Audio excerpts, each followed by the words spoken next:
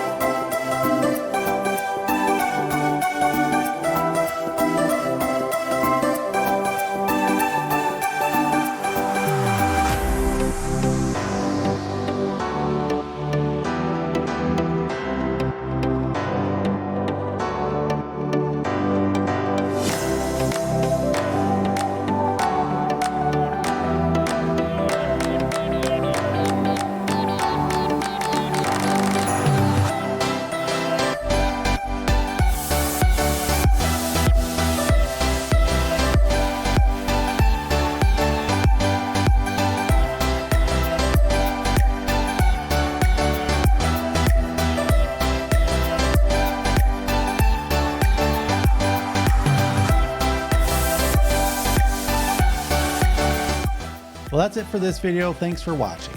In the next video from this trip, we'll be driving the Indiana Tollway, the Chicago Skyway, and in and past Chicago towards Wisconsin. So make sure you subscribe so you can join me on that adventure. But for now, thanks again for watching, and until our paths meet again, stay adventurous.